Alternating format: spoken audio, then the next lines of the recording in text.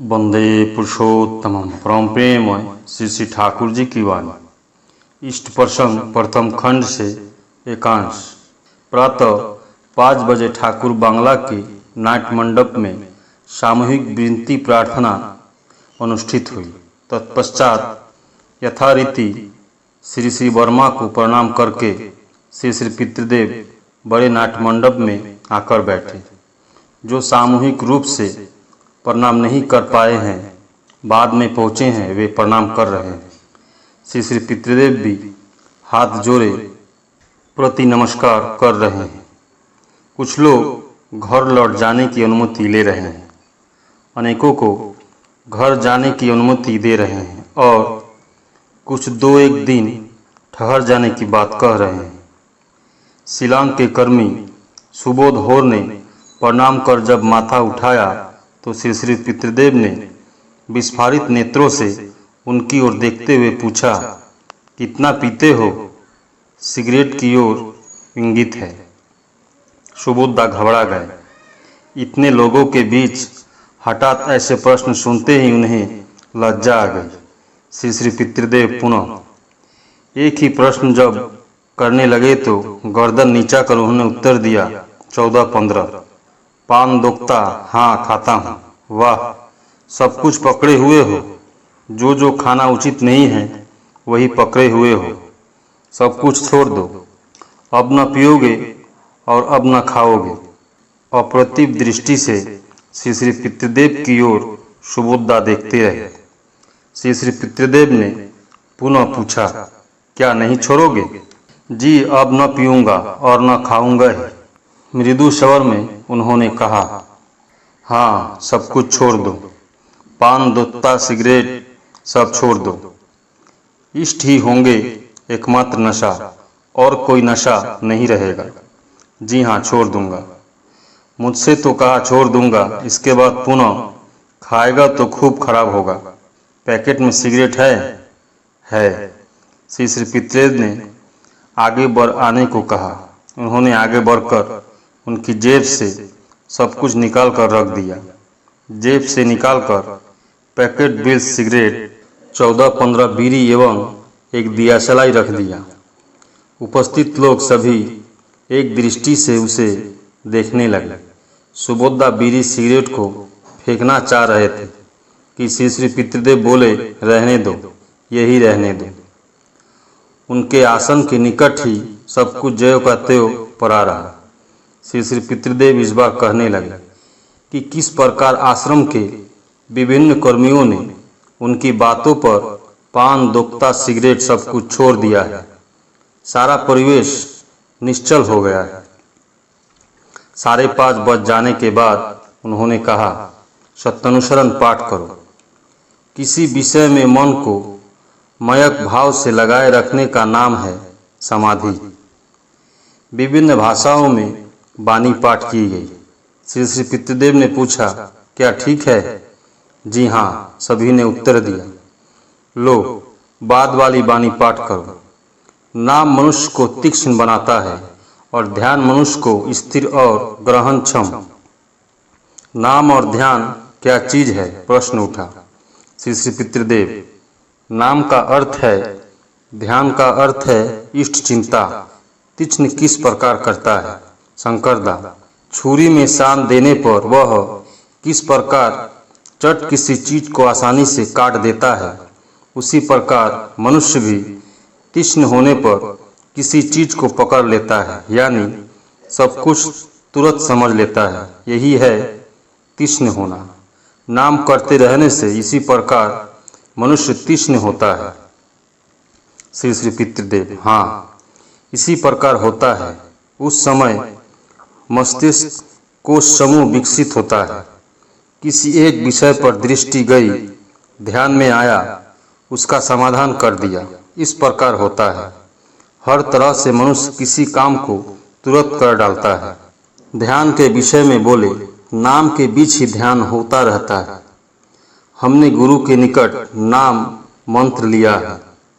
भीतर ही भीतर नाम रिपीट करते हैं, उसके जरिए ही ध्यान किया जाता है।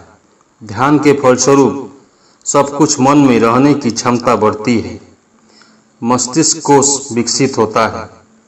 ऊंचे स्वर में उन्होंने कहा, मैं जोर देकर कह रहा हूँ, हर दिन दोनों शाम नाम करना चाहिए। कम से कम प्रथम बेला आधा घंटा, द्वितीय बेला आध घंटा रोज। इस प्रकार कुछ दिनों तक करने से सब स्पष्ट हो जाएगा। बसवन सिंह, कब, किस समय, किस तरह किया जाना चाहिए? श्री श्री पितृदेव, संध्या में समय पाने से ही किया जा सकता है। दोपहर में खाने के 4-5 घंटे के बाद किया जा सकता है। नाम ध्यान करने के आध घंटा के बाद खाना चाहिए, इसके पहले नहीं। किस ढंग के मनुष्य नाम ध्यान कर सकते हैं, इस विषय में श्री श्री पितृदेव ने कहा, 3 तरह के मनुष्य होते हैं।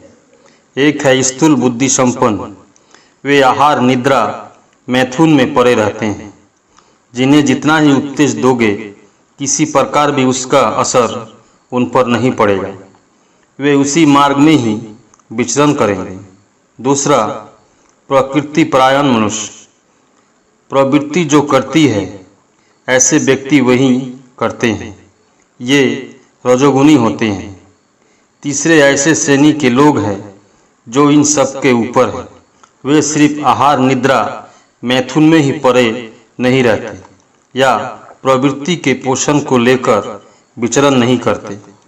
ये आहार, निद्रा, मैथुन द्वारा प्रभावित नहीं होते हैं, ये बुद्धि द्वारा परिचालित होते हैं। जैसे एक अच्छा कलाकार खाने पीने के समय नहीं पाता है, छवि आंक रहा है, उसमें ही उसका मन लगा रहता है। या मान लो एक अच्छा गायक है, माता पिता की बात पर ही विवाह किया है, ससुराल जाने की इच्छा नहीं है, माता पिता जाने को कहते हैं तब वह ससुराल जाता है, किंतु मन छटपटाता रहता है। एक दिन रहकर पुनः लौट आता है, कहा गाना पड़ेगा या रिहर्सल देना होगा, यह सोच विचार कर ससुराल में रह नहीं पाता है। ऐसे ढंग का मनुष्य आसानी से साधन भजन में अग्रसर होता है। ये प्रथम श्रेणी के व्यक्ति होते हैं, सात्विक स्वभाव के लोग होते हैं।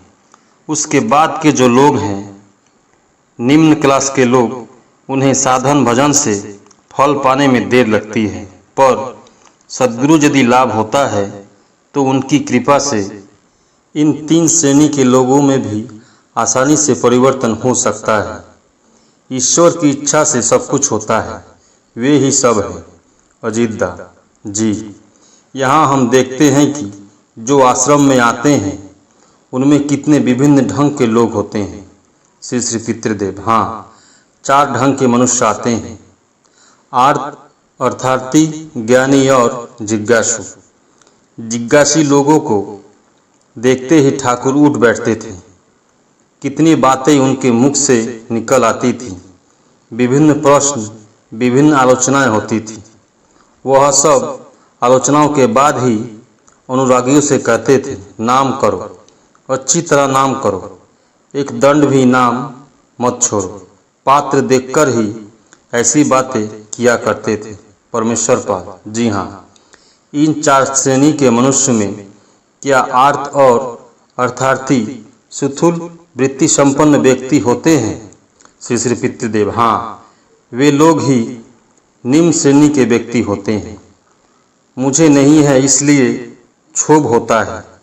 वही तृतीय श्रेणी के लोगों में स्थूल बुद्धि संपन्न भी होते हैं, उनके ऐसे भाव होते हैं। ऐसे लोगों से खूब सावधान रहना चाहिए। द्वितीय श्रेणी के लोग अहंकार के वशीभूत होकर प्रवृत्ति मार्ग पर घूमते हैं। प्रथम श्रेणी के व्यक्ति जो बुद्धि के द्वारा परिचालित होते हैं, वे उन सब बातों का कोई परवाह नहीं करते हैं।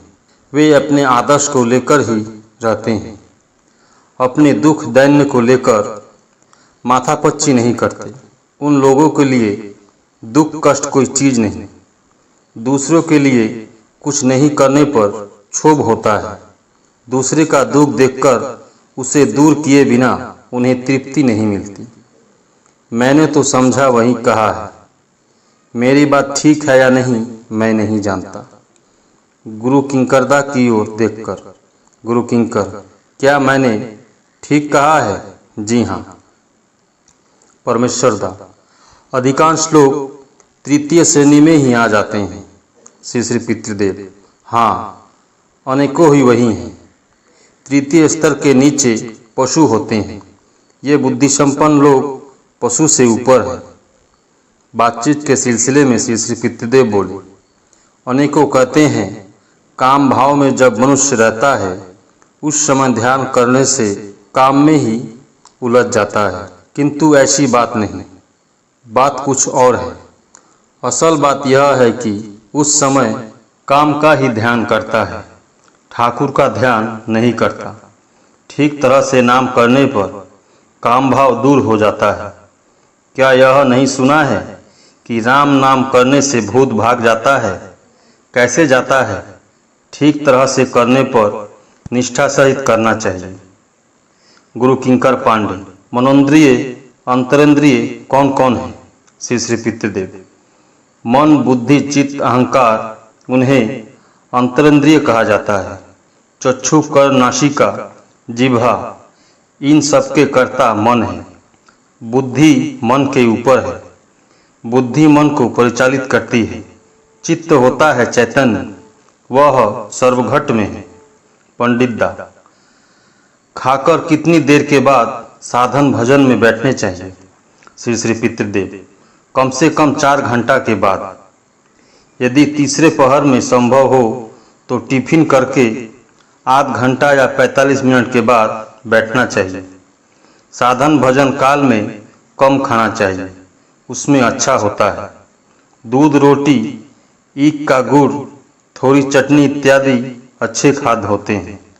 गुरु किंकरदा, अनेकों बहुत अधिक खाते हैं। श्री श्री पितृदेव, कौन अधिक खाते हैं? जिसमें शक्ति है, अधिक परिश्रम करते हैं, वे ही तो अधिक खाते हैं। वे तो खाएंगे ही। अधिक खाना दोष है ऐसी बात नहीं। अनेकों कम खाते हैं किंतु उसमें खाद्य उत्पादन अधिक रहता है, तपांक अधिक रहता है, किंतु अनेकों ही दूध, छेना, फल मूल नहीं पाते हैं। जो पाते हैं उसे ही अधिक परिणाम में खा लेते हैं। पर जो दुर्बल है, परिश्रम नहीं कर पाते हैं, पर दोनों शाम समान रूप से खान पान चलता है, ऐसे व्यक्ति को रोगी समझना चाहिए। पहले की बात का प्रसंग धरकर एक व्यक्ति ने प्रश्न किया, आहार, निद्रा, मैथुन लेकर जो पड़े हैं, क्या उन्हें सुधारने का पथ नहीं है? श्री श्री पितृदेव, वह तो कहा ही है। ऐसे लोग स्थूल बुद्धि संपन्न होते हैं। यदि ये लोग अच्छे लोगों के संग में रहे, महापुरुष की भावधारा से परिचित हो तो घसते घसते उनमें परिवर्तन हो जाता है। सत्यानुसरण पाठ समाप्त हुआ। आचार्य चर्चा 2 खंड का पाठ शुरू हो रहा है। वाणी नंबर 308 है। पंडित दा पाठ कर रहे हैं। जो पालन पोषणी सहायता पाकर भी सक्रिय सुकेंद्रित तत्परता से केंद्रार्थ अनुवेदना के साथ स्वयं को सुव्यवस्थित व मिति चलन में परिचालित नहीं कर सकते, प्रयोजन की अकाट्य उत्सारणा आकर उनकी ऐसी परिस्थिति को भंग कर क्षोभान्वित कर देती हैं। व्यस्त मिति चलन उनके लिए तो एक हवाई मिठाई बनकर रहता ही है।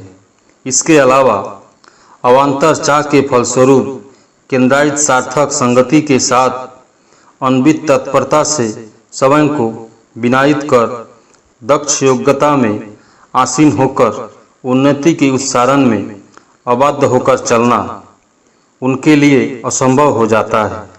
उनके जीवन में थोड़ा कुछ के जरिए बृहत्तर की ओर स्वयं को कैसे संवर्धित किया जा सकता है, उसकी बोध बिछना ही धुंधी रहती है। व्यक्तित्व को अभाव में भराक्रांत करके प्रयोजन के दीर्घ संघात द्वारा स्मरण रखो। जब तक जंजाल व विडंबना को विनायित कर अपने संक्रमण को उत्साहित नहीं कर पा रहे हो, तब तक जैसे भी रहो या जो भी रहो तुम, संवर्धनी योग्यता स्थविर है तुमसे। इसीलिए जिस अवस्था में ही रहो उसमें ही संतुष्ट रहो। बोध विच्छिन्नी अनुचर्या के द्वारा कर्म तत्व अनुसारण से योग्यता में स्वयं को दक्ष बना लो। श्रेयनिष्ठ अदम्य आग्रह के साथ देखोगे बनोगे कितना, पाओगे कितना। जो उत्क्रमण अनुध्यायनी आवेग उत्सारणा का विसर्जन देकर चलते रहते हैं, दक्ष निपुण योग्यता भी उनकी अवहेलना करती है। अतः कहा गया है, संतुष्टस्य सदा सुखम। कुछ देर तक वाणी की व्याख्या होती रही। उसके बाद यह कार्यक्रम समाप्त हुआ। तत्पश्चात अनेकों ने घर जाने की अनुमति मांगी। रोग व्याधि के संबंध में भी कुछ लोगों ने कहा। श्री पितृदेव ने सबको रास्ता बताया। अनेकों ने विभिन्न कार्यों में श्री ठाकुर के आशीर्वाद की प्रार्थना की। सुबोधा, बरदा, ये ठाकुर का काम करना चाहते हैं, आपका आशीर्वाद चाहते हैं। श्री पितृदेव, करेगा। ठाकुर का काम करने की इच्छा होने से ही मनुष्य कर सकता है। उन्होंने शक्ति दे रखी है। उक्त भाई, बरदा, क्या अभी घर पर जाकर काम करूंगा। घर के किसी काम में मन नहीं लगता है। श्री पितृदेव, जो करने से सबका मंगल हो वही करो। केवल अपना मंगल करने की बात नहीं है। जो काम करने से सभी तृप्त हो, खुश हो, वही करो। इसमें ही परमपिता का आशीर्वाद मिलेगा। उक्त भाई, क्या करने से सबका मंगल हो सकता है। श्री पितृदेव, इष्ट स्वार्थ प्रतिष्ठा करते हुए चलो, इसमें ही सबका मंगल है। कोई समझे या ना समझे, निष्ठा सहित सब कुछ करोगे।